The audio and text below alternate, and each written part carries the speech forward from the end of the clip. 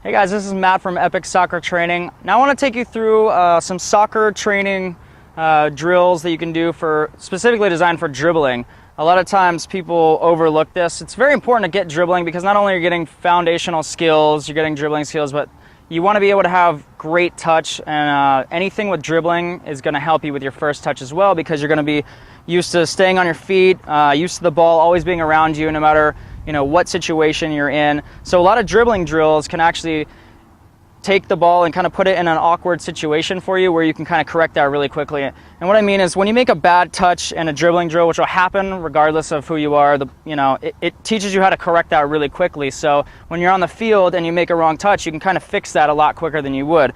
So a couple drills here. Again, you need just some cones, or when I started out, I used like t-shirts, but it'll work, anything. So you can see here, I just kind of have, these are smaller. I would usually make them bigger, but just for this video, I want to show you. So again, start with one foot first. Most of you guys right-footed. So again, just kind of work your way with quick touches in and out. So you're working on your quick touches, and then obviously stay on your feet. You kind of want to always stay on your toes. But again, if you need to start out, sometimes it's easier for people if they just have a straight line rather than scattered.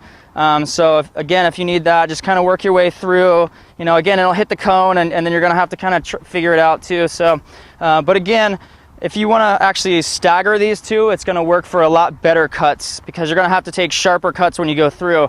You're going to have to really lunge. So again, go through that.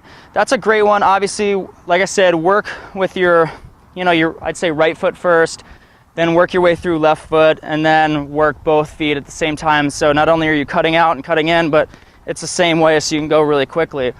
Another one that I did a lot of times, and again, this was when I first started learning how to train for soccer. Nobody really did individual soccer skills by themselves. They would just go to practice and they thought, well, that's great. I don't know why I'm not starting, or I don't know why I'm not like an All-American player. But it really comes down to, how bad do you want it? Do you want to spend the extra time, working on individual things that can help you out and drastically set you apart from somebody else? Or do you just want to do the minimum and just go to soccer practice? Some of you might want to do that, but this is going to help regardless. So again, like this one, this kind of has different agility movements. And let me start down here. So you can see, again, what you want to do is, this is working your way up and working on your cuts a little bit. So, again, start with your right foot, then go around the cone when you get to the first one and back through. So you're going through, cut it back, and you're going to learn to kind of go pretty quick as well. And then when you get done, go back, give yourself a 10-15 second rest, because you always want to be working on your soccer conditioning as well. And then you can just start working on your left foot as well, just like we did over here. You're going through, up, cut, so work your way through that. Another one is a real quick touch, and so I'll just start with these 4 cones here. Again, you can use these, but this is one I usually do it in a bigger area, maybe where it's like 10 yards apart every cone, but this is kind of a small-sided scale for you. So what you want to do is you want to start on one cone and just think small, light touches. Stay light on your feet, work around the cone, and then again on the inside, work around the cone. And again, you want to keep the ball as close to the cone as possible. When you first start out, you might start way out here, but again, when you start getting better, you'll start learning how to do that pretty quickly.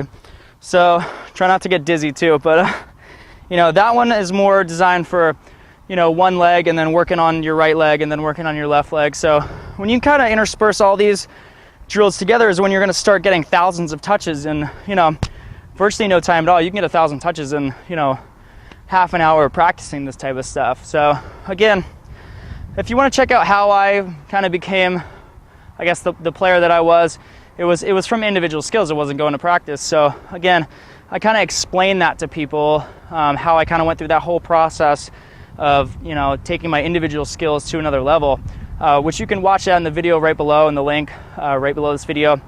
Also, I'm gonna have a bunch more videos come out, so leave comments. I'll come by and answer those personally. If you have any questions or wondering about anything, I'll be happy to answer them.